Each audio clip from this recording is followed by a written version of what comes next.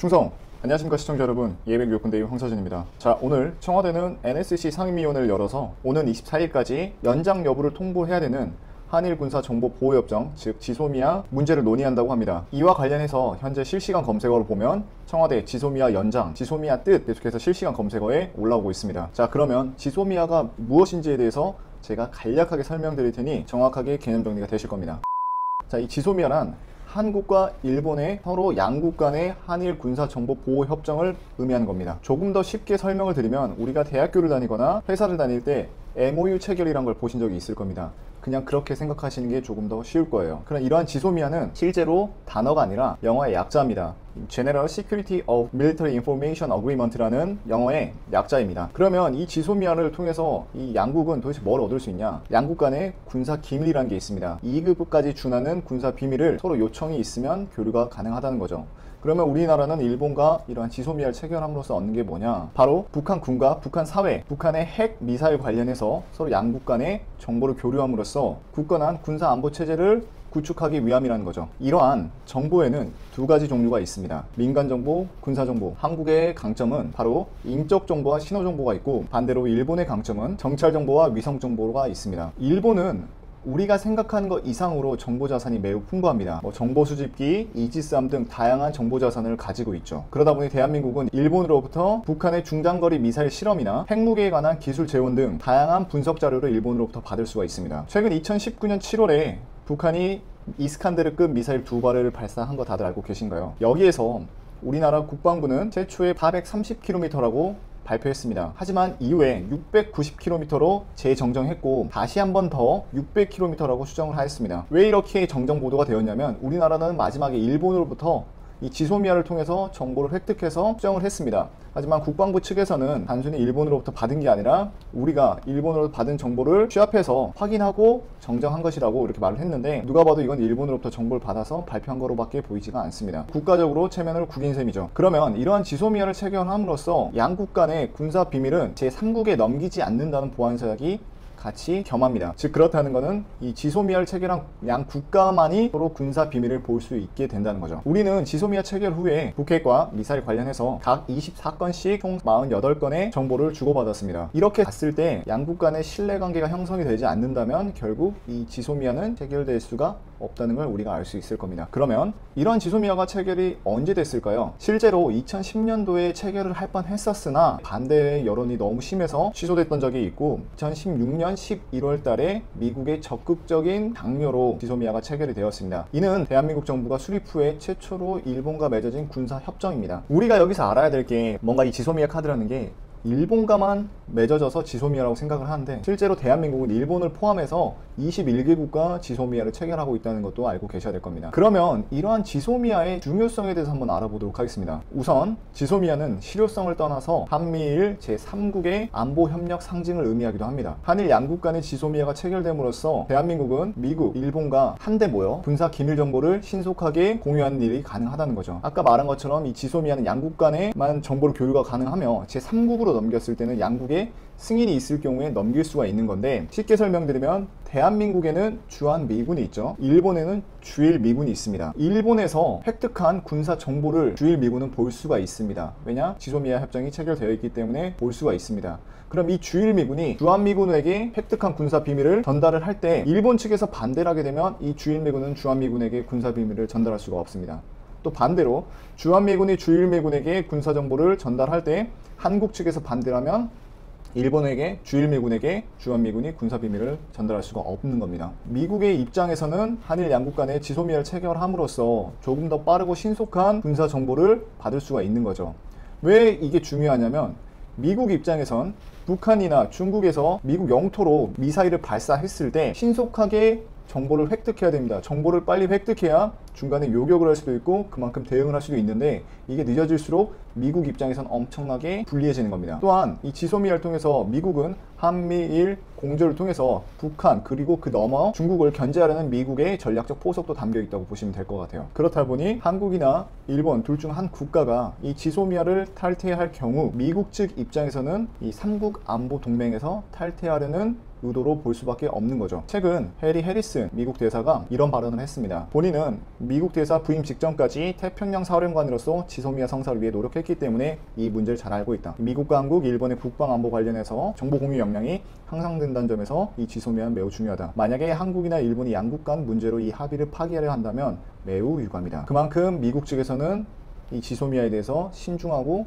중요하게 보고 있다는 것을 우리가 알 수 있습니다. 자, 그렇다면 도대체 왜 이 지소미아 파기 카드가 나왔을까요? 대부분 다 아시겠지만 일본의 경제 보복 조치, 대한민국 화이트리스트 배제 사건으로 인해서 대한민국 측에서도 일본에서 화이트리스트를 배제한다는 것은 결국 대한민국을 우호국가로 보지 않은 건데, 그러면 우리 대한민국도 일본 우호국가로 보지 않고 이들에게 우리 군사 비밀을 줄 수 없다. 그러니 지소미아 파기에 대해서 신중하게 생각을 해보겠다라고 카드를 꺼내게 된 겁니다. 이 지소미아는 1년에 한 번씩 연장을 하게 됩니다. 양 국가 간에 90일 전에 파기 또는 연장 여부에 대해서 통보를 해줘야 되며, 올해 연장 통보 기한 시한은 8월 24일입니다. 얼마 안 남았죠. 제가 8월 24일 날 이 영상을 올리려고 했는데 빠르면 오늘이나 내일 중으로 파기 연장에 대해서 나올 것 같아서 지금 영상으로 급하게 만들었습니다. 그래서 이 정부 측에서는 최근에 리얼미터를 통해서 지소미아 파기에 대해서 찬성, 반대에 대해서 여론조사를 한 적이 있습니다. 실제로 이 여론조사를 보니까 지소미아 파기 찬성에 대해서 47%가 찬성을 했습니다. 제가 조금 어이가 없어서 이거에 대해서 제 채널을 통해서 다시 한번 투표를 해보니 제 채널에선 반대로 찬성이 15%, 그리고 지소미아 파기 반대가 85%였습니다. 도대체 뭐가 맞는지 모르겠습니다. 그래서 이 조사한 걸 보니 이 전제 조건 자체가 조금 잘못되어 있었습니다. 이 전제 조건을 보면 화이트리스트 제외 시 한일 군사정보 보호 협정 연장 여부에 대해서 이렇게 물어봤습니다. 도대체 왜 화이트리스트 제외 시란 말을 넣었을까요? 결국 유도했다고밖에 볼 수 없는 거죠. 그리고 한일 군사정보 보호 협정이라고 과연 많은 국민들이 그 뜻에 대해서 알고나 대답을 했을까요? 제가 봤을 때 몇몇 세력이 이 한일 군사정보 보호 협정을 파기하기 위해서 억지로 이런 여론 조작을 통해서 계속해서 반일 감정을 부추기는 게 아닌지라는 생각도 듭니다. 저는 개인적으로 지소미아 파기 카드에 대해서는 단지 일본의 경제 보복 조치에 대한 맞대응 카드가 아니라 한일 관계의 단절이라고밖에 생각할 수 없습니다. 경제와 안보는 정말로 구분을 지어야 된다고 생각합니다. 경제적인 면에서 지금 대한민국 정부에서 이참에 우리 스스로가 선진국이 되자라고 하는 거에 대해서 제 의견을 표출하고 싶지는 않은데, 안보적인 면에서 봤을 때 이 정보화 시대에서 북한이 현재 버젓이 있는데 우리의 군사 정보력으로만 우리가 독립할 수 있다라고 생각하는 건 저는 조금 아직 어리석다고 생각합니다. 아무리 일본이 밉고 나쁘다고 생각하지만 우리가 아직까지 일본으로부터 받을 수 있는 정보도 매우 많습니다. 그런데 이러한 정보를 발로 차버린다. 그건 아주 위험한 발상이죠. 왜냐고요? 바로 북한이 있고, 북한 뒤에는 아주 큰 북핵이란 미사일이 있고, 또 그 뒤엔 중국이 있으니까요. 자, 그러면 지소미아가 파기가 된다면 과연 어떤 상황이 벌어질지 한번 말씀드려 보겠습니다. 자, 첫 번째입니다. 이 지소미아는 아까 말씀드린 것처럼 미국의 적극적인 장려로 인해 체결되었습니다. 그렇다는 건 미국은 한국, 미국, 일본 이 3국이 굳건한 안보 동맹을 맺기를 아주 희망한다는 걸 저희가 알 수 있죠. 대한민국 정부에서도 지소미아 파기 카드를 꺼냈을 때 미국 대사나 미국 언론 측에서 이 지소미아는 계속해서 연장이 된다고 강조를 했습니다. 그런데 여기서 대한민국이 이런 이유로 우리는 빠지겠다라고 했을 때 미국 입장에서는 이 3국 동맹에서 빠지고 싶다고 밖에 생각을 안 하게 될 겁니다. 근데 또 여기서 일본은 아주 교묘하게 이런 말을 했죠. 지소미아는 연장이 돼야 된다. 이렇게 봤을 때 일본이 매우 이거에 대해서 중요하게 생각한다. 그러니까 우리가 이거에 대해서 조금 더 강력하게 밀어야 된다 하지만 저는 생각이 조금 다릅니다. 일본이 지금 이렇게 말을 했다는 건 미국에게 보라고 할 수 있는 겁니다. 우리는 미국, 한국, 일본 이 3국 동맹을 되게 중요시 생각해. 그러니까 너네 미국 말을 잘 들어서 이 지소미아는 해야 된다고 생각하는 거야. 나는 미국 너네 편이야. 항상 응원해. 이거라고 볼 수 있는 거죠. 그런데 대한민국은 안 할게 라고 했을 때 미국 입장에선 봐라. 한국 저놈들 나가고 싶어 하는 거구나 라고 밖에 생각을 안 할 수도 있다는 거죠. 자, 두 번째입니다. 아까 말씀드린 것처럼 대한민국과 일본은 주한미군과 주일미군이 있습니다. 미국 입장에서는 정말 신속하게 이 북한, 중국의 미사일 정보를 획득을 해야 됩니다. 하지만 이 일본 측에서 얻은 정보를 주한미군에게 넘겨줘야 되는데 일본에서 반대한다. 그러면 어떻게 되죠? 미국 측에서는 또 엄청나게 껄끄러워지는 겁니다. 그렇게 되면 미국 입장에서 정말 한국이 더 괘씸해질 수밖에 없는 거죠. 자, 세 번째입니다. 이 지소미아를 파기함으로써 한국이 한미일 동맹에서 탈퇴를 한다는 걸 봤을 때 이게 중국 입장에서는 아주 좋은 기회로 생각할 수 있을 거죠. 지금 정권이 약간 친북 정책 그리고 친중 정책을 펼치는 거 보니까 우리가 잘하면 흡수해서 우리 마음대로 요리를 할 수 있겠다라고 생각을 하는 겁니다.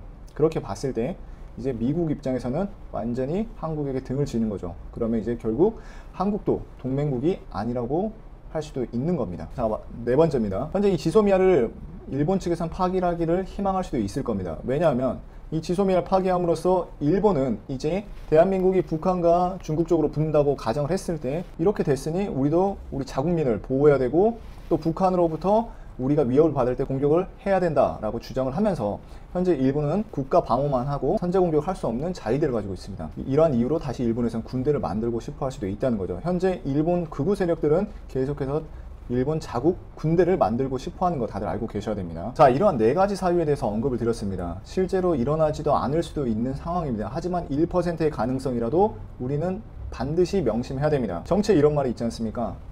최악을 선택할 바엔 차악을 선택하라고. 제가 봤을 때 지금 전 최악의 상황을 말씀을 드렸습니다. 최악을 선택할 바엔 차라리 차악을 선택하는 게 저는 맞다고 생각합니다. 현재 정부에서도 매우 강력하게 일본에 대해서 단호하게 대응을 하고 있지만 현재 이 지소미아 카드에 대해서도 연장 여부에 대해서 매우 신중하게 고민하고 있다고 합니다. 그렇다는 것은 이 정부 측에서도 이 지소미아 카드라는 게 매우 중요하다고 알고 있겠죠. 그리고 이 지소미아를 파기함으로써 또 이제는 어떠한 세력들이 반일에서 멈추는 게 아니라 반미까지 갈 수 있겠죠. 지금 언론에서 보면 트럼프 대통령이 한국 측에 방위분담금을 계속해서 올린다는 말이 있습니다. 그러면서 자극적인 말을 쓰죠. 대한민국은 내가 부동산 할 때 임대료 받는 것보다 더 쉽게 방위분담금을 받을 수 있다라는 식으로 자극적인 제목을 계속해서 따고 있습니다. 대한민국 국민의 입장으로 봤을 때 정말 기분이 나쁘고 반미 감정이 발생할 수 있습니다. 그런데 과연 왜 굳이 이런 말을 쓰면서까지 선동을 하는 걸까요? 생각을 해보시면 이제 반일이 아니라 반미까지 갈 수도 있다는 겁니다. 그러면 반미에서 끝나는 게 아니라 이제 친북 친중으로 간다는 거죠. 제가 봤을 때 미국과 등을 지는 거는 정말 저는 최악의 선택이라고 생각합니다. 이런 말이 있잖아요. 벼룩 잡으려다 초가 산만 다 태운다. 저는 지금 딱 이 상황이 아닐까 싶습니다. 대한민국은 절대로 감정적으로 대응해서는 안 됩니다. 이 안보 관련해서는 정말로 자국민의 생명이 달린 문제이기 때문에 감정적 대응이 아닌 정말 실리, 이해타산을 다 따지면서 우리가 신중히 대응을 할 거라고 믿습니다. 대한민국 국민으로서 이 대한민국을 살아가는 거 다 충분히 이해합니다. 하지만 우리가 이 정부에 대해서 그리고 이 정책에 대해서 찬성, 반대를 함에 있어 언론에서 말하는 아니면 주변 사람에서 말하는 아니면 누군가 말하는 거에 대해서 휘둘리지 말고 적어도 내가 30분에서 1시간 정도는 어떤 상황에서 이게 발생했고 이해타산을 한번 따지면서 공부를 해보는 게 저는 맞다고 생각합니다. 그리고 나서 본인이 현재 정부에 대해서 이 정책에 대해서 찬성하고 반대를 하는 거지 이 현 정부가 모든 게 다 옳은 건 아닙니다. 옳게 하는 것도 있고 안 좋게 하는 것도 분명히 있다고 저는 생각을 합니다. 여론에 휩쓸리는 게 아니라 정말 자기만의 주관을 정확하게 가지고 비판, 비난, 찬성, 격려를 해주는 게 저는 맞다고 생각합니다. 빠르면 오늘 아니면 늦어도 내일 발표가 나온다고 하는데 과연 정부에서 어떠한 카드를 꺼낼지 한번 국민으로서 지켜보도록 하겠습니다. 영상 시청해주셔서 너무 감사합니다.